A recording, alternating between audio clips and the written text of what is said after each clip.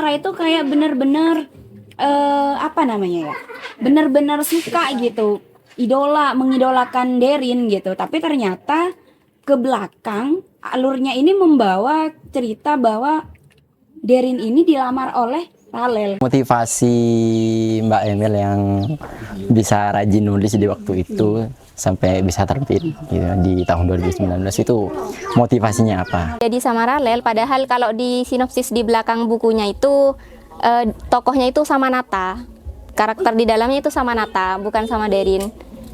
Kenapa saya pasangkan sama Ralel? Ya kan terserah penulis, Mbak, mau dipasangkan.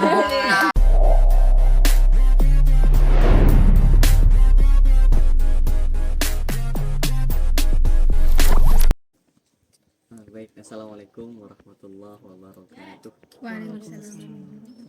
Teman-teman FLP sekalian yang saya hormati, Sohibul Hajah sekeluarga, saudara Rasul beserta seluruh keluarganya, dan yang saya hormati Ketua FLP Cabang Pamekasan Kak Hendra Purnomo beserta seluruh teman-teman yang saya cinta sayangi. Alhamdulillah acara Gonamoy yang ketiga kalinya ya, alhamdulillah bisa kita realisasikan pada kesempatan kali ini. Teman-teman sekalian, pada kesempatan kali ini, kesempatan Gonamoy yang ketiga kalinya, kita ada agenda bedah buku seperti kemarin. Kali ini buku dari salah satu anggota FLP Pamekasan, saudari Emilia. Bukunya Even I Know. Di sini kita akan membedah dan mengulas tentang isi dari buku yang ditulis oleh saudari Emilia.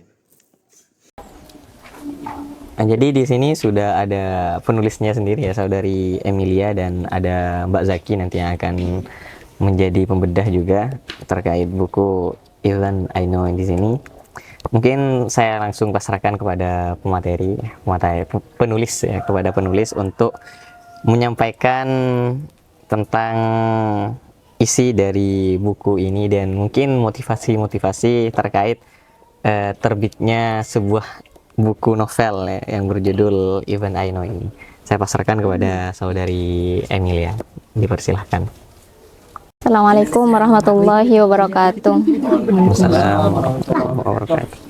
Sebelumnya terima kasih kepada moderator atas waktunya. Di sini saya akan memaparkan mengenai novel saya yang judulnya Even I Know. Mungkin perlu saya jelaskan bahwa novel ini adalah novel yang bentuknya itu teen fiction atau fiksi remaja. Bisa juga disebut ini bukan berbentuk novel, tapi lebih ke novelet atau karya fiksi yang mana lebih kecil dari novel dan lebih besar atau karakternya itu lebih banyak daripada cerpen. Gitu. Jadi novel ini bertemakan kehidupan remaja. Karena pada saat itu ketika saya menulis novel ini, waktu itu saya menulis tahun 2017. Saat itu saya masih kelas 3 SMP. Hal itu kenapa saya nulis novel yang genrenya teen fiction seperti ini? Karena memang bacaannya saya, sesuatu yang saya baca sama film-film yang saya tonton memang genrenya genre remaja. Jadi kebetulan juga saya menulis di Wattpad pertama kali itu tahun 2016. Saat itu saya nulis berdasarkan apa yang saya baca. Jadi novel ini bukan kisah pribadi atau bukan pengalaman teman-teman saya ataupun yang lainnya. Jadi saya memang murni ambil ini dari imajinasi saya yang tergambar terhadap imajinasi saya melalui bacaan-bacaan dan film yang saya sering tonton pada saat itu. Kebetulan juga penulis Wattpad yang saya suka waktu itu kayak Kak Ulan Fadi, Eriska Febriani, Asriaci, mereka itu nulisnya novel-novel teen fiction. Contohnya Dear Nathan, novel A, I Love You, sama novel R. Novel-novel yang seperti itu Bahkan dari sebagian dari novel itu ada yang difilmkan, kayak Dear Nathan sama novel A, novel R itu kan sudah difilmkan. Jadi hal itu membuat saya ingin juga menulis novel yang sama seperti novel-novel yang mereka tulis. Nah, perihal alasan kenapa saya memberinya judul Even I Know, itu dulunya awalnya novel yang saya tulis ini judulnya Broken. Artinya bisa rusak, pecah, atau hancur. Kenapa? Hal itu tidak terlepas dari karakter utama tokoh dalam novel, yakni tokoh Darin.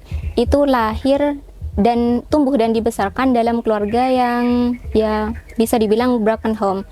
Jadi dari sana saya menamainya Broken. Kenapa diganti jadi Even I Know?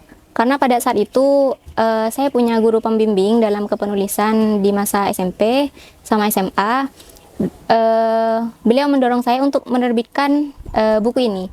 Jadi ketika mau diterbitkan, beliau menyarankan untuk mengubah judulnya. Karena waktu itu saya kebingungan ingin memberikan judul apa, akhirnya saya ngambil judul yang secara umum ya sudah pernah ku tahu seperti itu. Perihal alur di dalam novel, alurnya tidak jauh berbeda dengan novel-novel yang teen fiction lain, yakni mengenai kisah hidup seorang Darin Mutia Sanjaya. Dia seorang yang apatis terhadap lingkungan sekitarnya, artinya tidak peduli terhadap sekitar, juga dia tidak punya cita-cita dan wirah hidup. Dia lebih ke mengikuti alur kehidupan. Oke, jadi diceritakan bahwa Ralel ini telah mengungkapkan perasaannya gitu ya kepada Darin. Ternyata setelah beberapa waktu berlalu, Darin ini harus pindah gitu. Yang awalnya tinggal di Surabaya, akhirnya pindah ke Jember. Di sana dia harus menetap di Jember karena mendapati ibunya sakit keras katanya gitu. Ibu kandungnya Darin ini namanya Manda. Gitu. Jadi akhirnya tinggal di sana. Nah, di sana itu Darin ini dia kan karakternya itu selain cuek, cantik, itu kan membuat laki-laki tertarik gitu ya. Dari karakter yang ditulis oleh penulis di dalam novel ini tuh, saya pun sebagai seorang perempuan ini, karakter Darin ini memang menarik gitu. Dia katanya cuek, kemudian cantik, rambutnya terurai dan lain sebagainya. Jadi ketika Darin ini ada di sana, pindah ke Jember, dia itu banyak laki-laki yang sepertinya suka ke dia, tapi akhirnya tetap hanya Ralel yang dia terima gitu ya, yang tetap dia cintai dengan sepenuh hati. Nah, lagi diceritakan bahwa di pertengahan ini ada cinta lamanya Darin yang namanya kalau tidak salah Nata. Ya. Jadi ada sosok pemeran yang bernama Nata ini, dia adalah cinta lamanya Darin yang menghilang katanya seperti itu. Dan lagi yang bikin shock lagi, Ralel ini teman-teman, Ralel ini juga punya cinta lama. Artinya first time-nya Ralel ini bukan Darin ya. Karena kan di awal cerita Ralel ini kan kakak tiri dari Darin, anak dari ibu tirinya. Ya sebelum Ralel mengungkapkan perasaan cintanya kepada Darin, mungkin dia sebelumnya juga mempunyai kekasih gitu, dan akhirnya di tengah-tengah cerita Ralel ini kedapatan bertemu lagi dengan pacar lamanya atau kekasih lamanya atau cinta pertamanya yang namanya itu kalau tidak salah namanya itu Via. Kan sih Devi apa Via? Iya. Via atau Devi gitu ya kalau tidak salah. Jadi di situ Via ini kembali ingin bersama Iya, dia bukan Ralel yang istilahnya yang menginginkan untuk kembali, tapi Via ini yang menginginkan dia kembali lagi bersama Ralel. Tapi ya namanya juga jodoh tidak ada yang tahu ya. Di cerita ini tetap di akhir cerita itu Ralel tetap jadi dengan adiknya gitu, adik sambung ya, tetap jadi dengan Derin. Nah, dan lagi ternyata Derin ini itu teman-teman, Via ini sangat membenci Derin. Alhasil dia menyuruh beberapa preman untuk mencelakai Derin agar tidak bersama dengan Ralel gitu. Tapi akhirnya di cerita ini pada akhirnya qadarullah gitu ya, karena tetap Ralel yang berjodoh dengan Derin, akhirnya mereka tetap melangsungkan pernikahan seperti itu.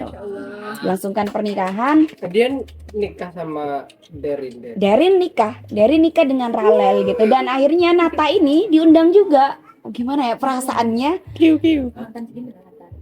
Nata ini itu cinta lamanya Derin gitu ya.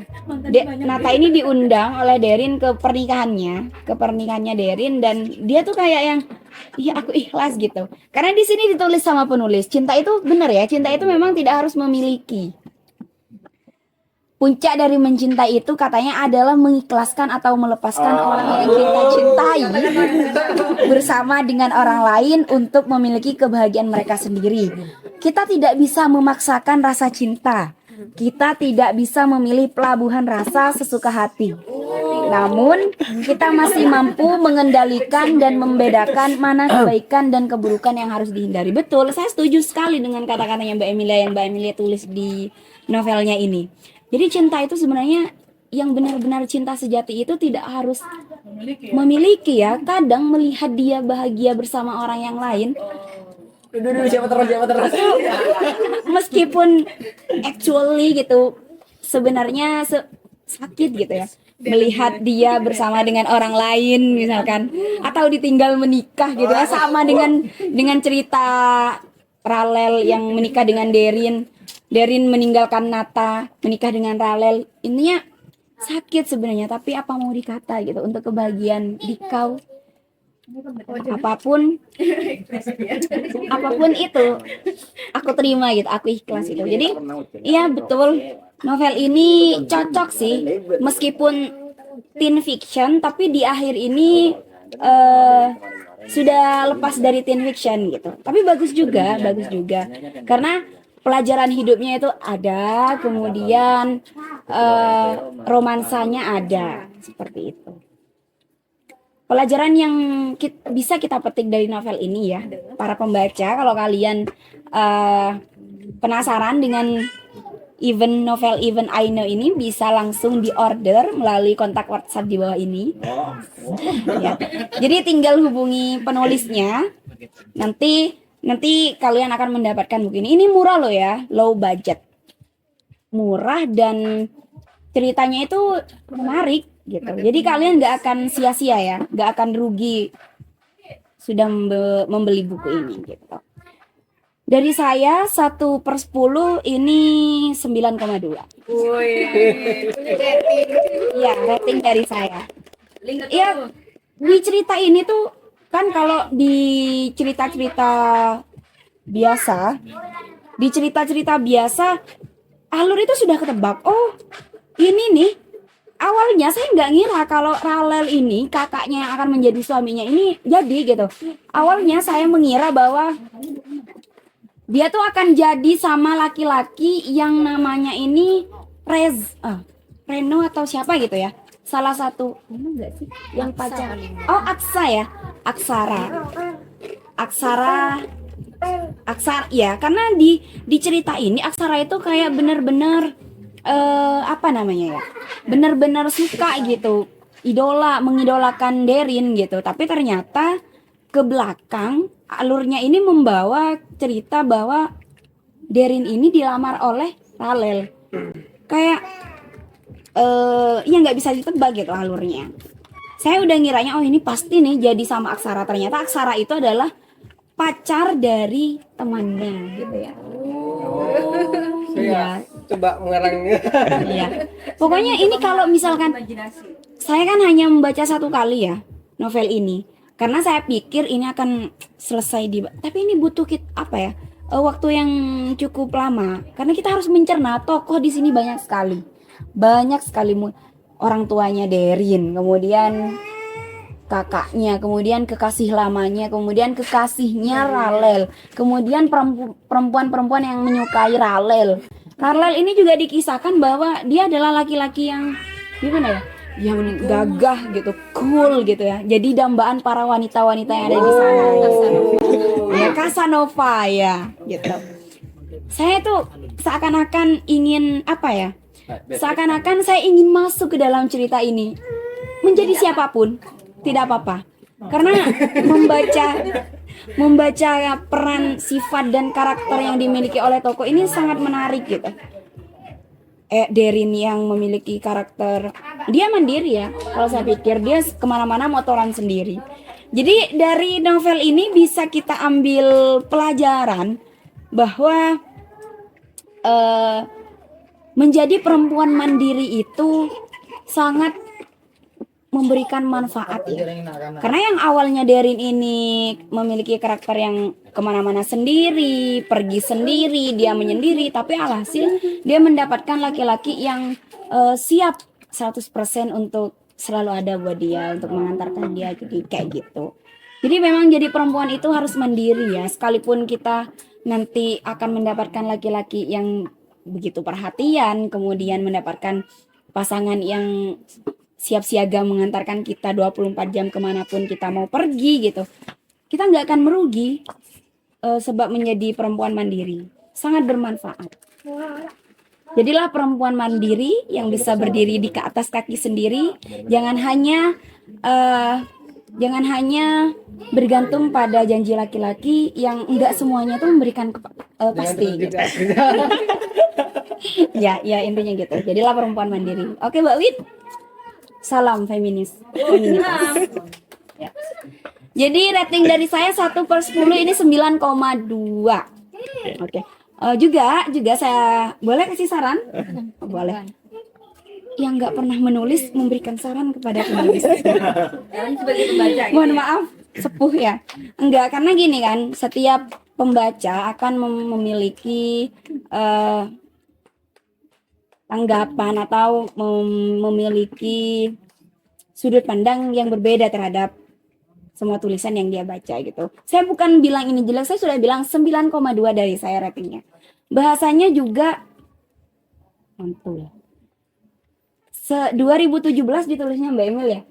Iya, 2017 kemudian 2019 terbit. Ini waktu Mbak Emil masih kelas 3 SMP. Tahun 2017 ya? Berarti kita sama dong.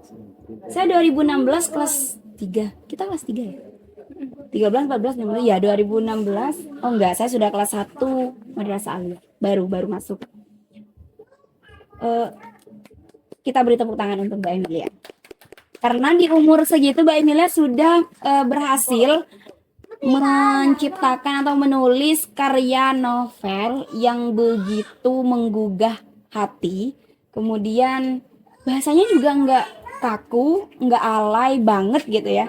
Ya ada alay-alaynya. Untuk kalian yang nggak suka alay, baca aja. Dari membaca ini mungkin kalian akan tertarik dengan kealayan para laki-laki. Oh, di situ ada kisi-kisi buaya. Ada. Ya, jadi pokoknya di sini lengkap ya.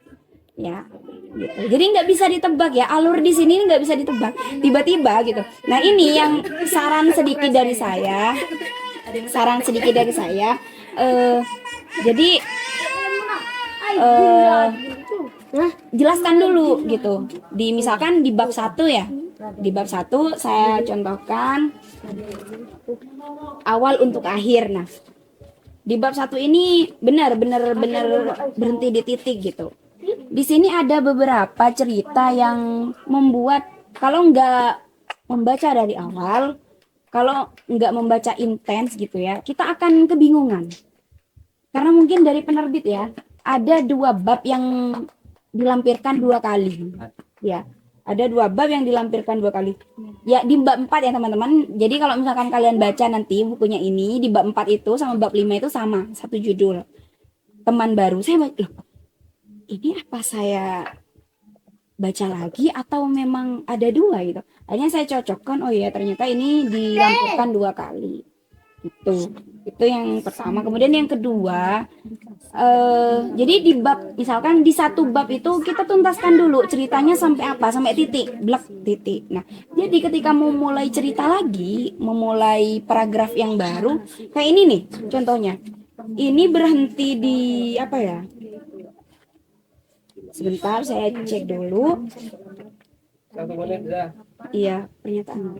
Jadi ini ceritanya berhenti di Derin yang ngapain gitu ya. Berhenti di Derin sama Ralel ini yang cekcok atau apa gitu ya Mbak.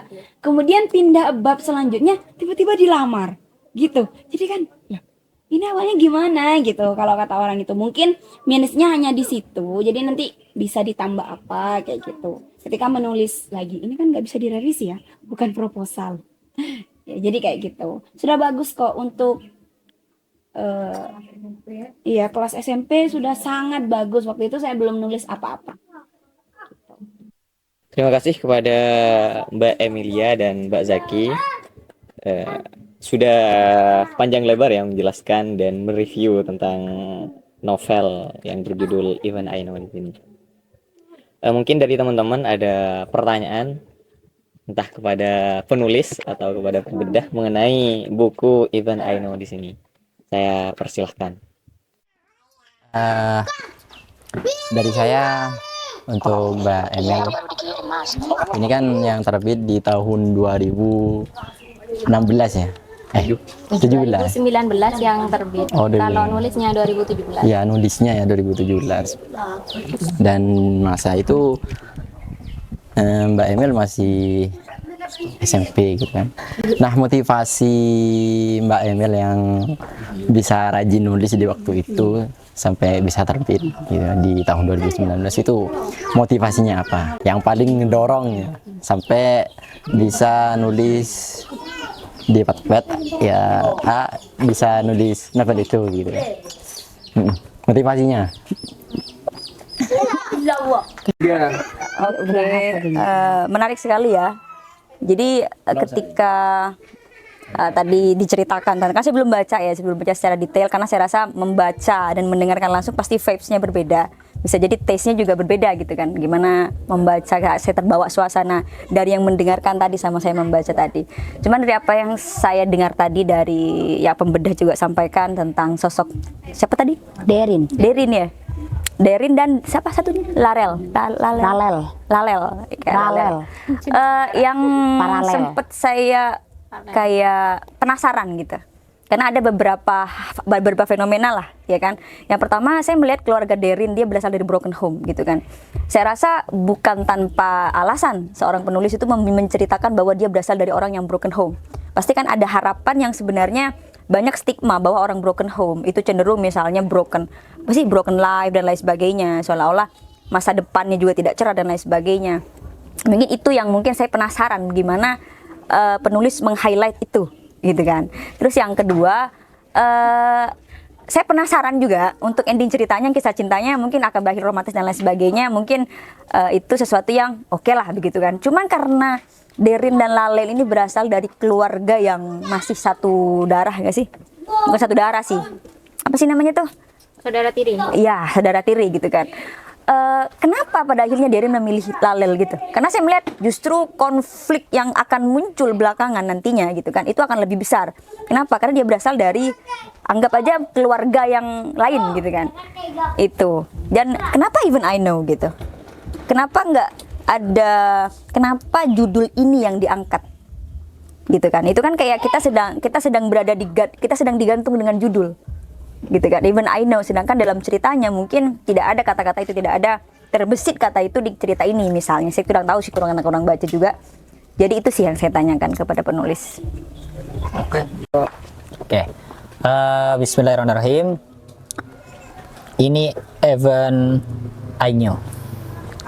Mohon maaf ya kalau bahasa Inggrisnya kurang tepat. Kan nyo itu.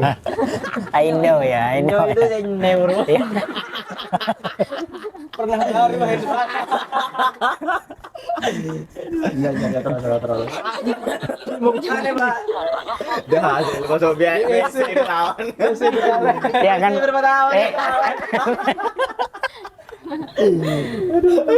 Mereka kan mancing-mancing roh deh. Engkau sama tahu deh.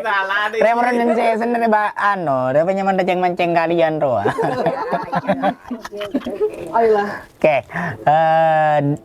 novel de Emilia ya.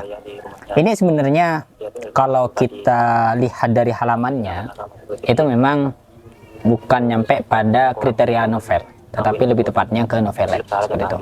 Kalau kriteria novel, kalau kita lihat dari halaman itu kurang lebihnya 250. Itu kurang lebihnya seperti itu.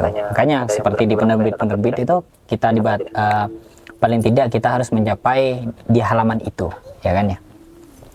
Dan yang saya suka itu juga di novelet ini atau di buku ini, yang pertama itu adalah ditulis oleh anak-anak remaja ya kan, masih SMP kelas 3 seperti itu. Otomatis itu imajinasinya itu sangat luar biasa sekali pada waktu itu. Ya sama dengan saya waktu masih kelas 3 MTS, tapi pas kuliah ya alhamdulillah mulai ada gradasi penurunan ya kan?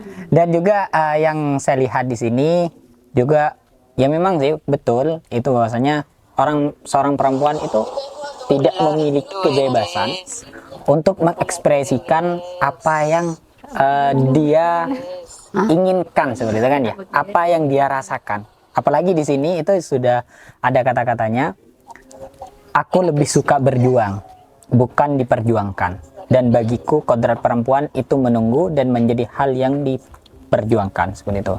Dan yang paling terakhir di sinopsisnya ini, aku ingin berjuang dan ingin memperjuangkanmu, tegas gadis itu dalam hatinya, ya kan ya. Hanya dia seorang perempuan itu hanya bisa memberi kode-kode kepada seorang laki-laki. Kalau nggak peka ya nggak bakalan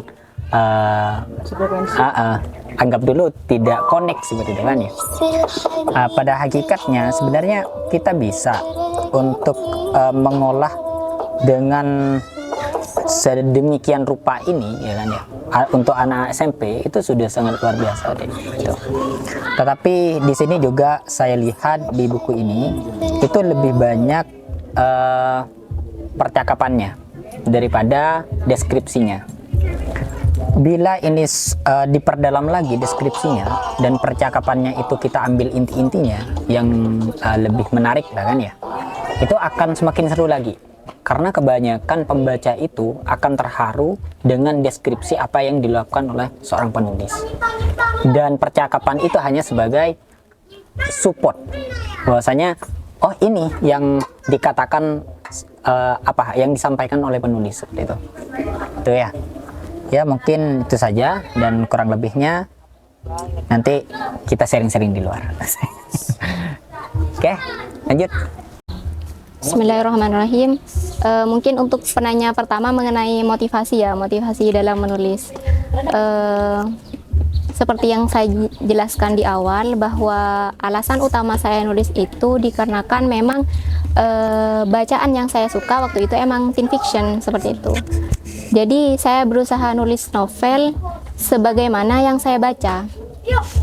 Karakter tokohnya itu karakter-karakter yang saya suka dalam novel yang saya baca.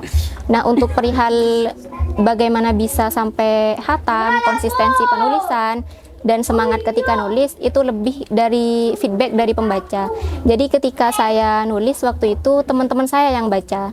Jadi ketika teman-teman saya bilang bagus Mbak, atau teman-teman saya ngasih saran, ngasih pendapat, komentar. Jadi di sana saya semakin semangat untuk nulis seperti itu. Novel ini durasi nulisnya saya selama 1 minggu. Kemudian terbit di Wattpad, saya post di Wattpad sama revisiannya itu tidak nyampe 1 bulan sekitar itu. Jadi lebih ke semangat nulis saya itu dari pembaca dulunya. Mungkin itu saja dari pertanyaan pertama. Dari penanya yang kedua, 3 pertanyaan. Yang pertama, kenapa tadi saya pas review novelnya saya itu nge-highlight tentang broken home. Ya, yang kedua, kenapa Derin itu endingnya jadi sama saudara tirinya, kenapa bukan orang lain. Dan yang ketiga, mengenai alasan penamaan Even I Know. Padahal di dalam novel tidak pernah ada kata pernah ku tahu. Gitu. Pertanyaan pertama adalah kenapa saya nulis itu? Saya punya keluarga, punya family yang mana dia itu berasal dari keluarga broken home seperti itu. Kisah hidupnya itu kisah hidupnya itu tidak seperti apa ya, dia hidup dengan kedua orang tua yang terpisah, artinya dia bimbang mau ikut ayahnya atau ikut ibunya. Kehidupannya tidak seperti yang dia inginkan seperti itu. Ketika intinya pas saya mendengar ceritanya, saya benar-benar merasakan bahwa anak yang ada di keluarga broken home itu sangat sulit untuk menjalani kehidupan sama memotivasi dirinya. Kebetulan family saya itu juga seorang perempuan. Nah, dari sana saya mulai nulis karakter novel yang mana memang itu diangkat dari kisahnya dia seperti itu. Tapi karakter Derin ini lebih ke berbanding terbalik sama karakter keluarga saya yang tadi. Dia itu cenderung pendiam, sama orangnya itu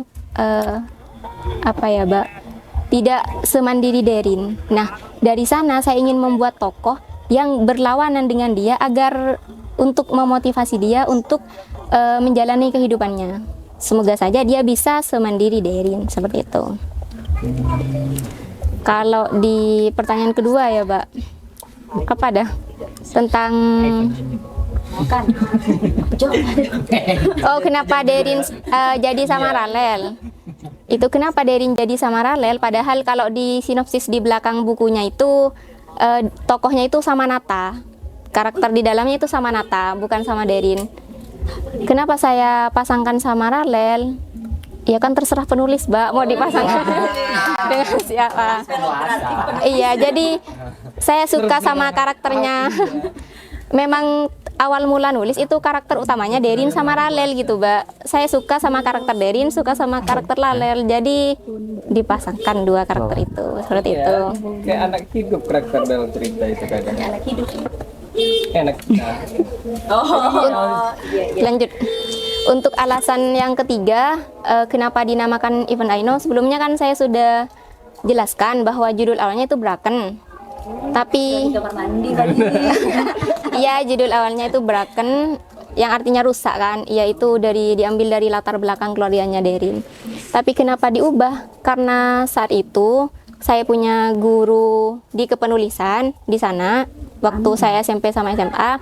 Nah, guru saya itu sebelum dikasih ke penerbit menyarankan untuk judulnya diganti seperti itu. Jadi waktu itu saya bingung mau ganti apa judulnya, padahal menurut saya ini Broken itu sudah cocok banget gitu, Mbak, ke novelnya saya. Tapi ternyata menurut beliau itu kurang ngena. Jadi akhirnya saya ganti ke Even I Know, pernah aku tahu. Sebenarnya banyak sih judul-judul yang ingin saya tuangkan di sana, tapi karena menurut saya judul itu umum, pernah aku tahu, artinya pernah aku merasai tentang perasaannya Derin itu. Jadi akhirnya secara umum saya nulis mencantumkan judul itu Even I Know.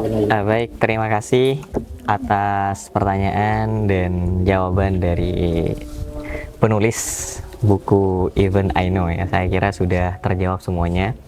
Ada beberapa hal yang bisa saya tangkap tadi dari apa yang sudah disampaikan oleh penulis, kemudian oleh pembedah juga terkait percintaan, kisah-kisah percintaan yang banyak yang banyak kandas ya. Lika-liku. Iya, lika-liku percintaan dan pada akhirnya menemukan titik terang ya di Pelabuhan terakhir. Iya. Dan saya juga terinspirasi dari kata-kata terakhirnya tadi ya, bahwa cinta itu gimana? Tidak harus memilih. Tidak harus memiliki. Bahwa teramat banyak nama yang tersimpan di hati tapi kadang tidak bisa ditulis di buku nikah, kadang memang seperti itu kadangnya. Kok lancar banget ya? Anu ya? Iya. Ada banyak seseorang yang memilih meninggalkan bukan karena tidak lagi sayang, tapi karena tidak ingin apa namanya, ingin menorehkan luka yang berkepanjangan katanya. Oke. Sepertinya ya mungkin seperti itu. Terima kasih kepada teman-teman. Kurang lebihnya mohon maaf. Marilah kita akhiri seminar apa namanya sekarang ini? Bedah buku ya. Bedah buku yang Gonamo yang dikemas dengan bedah buku dengan pembacaan doa kafaratul majelis dan doa dan senyum bersama.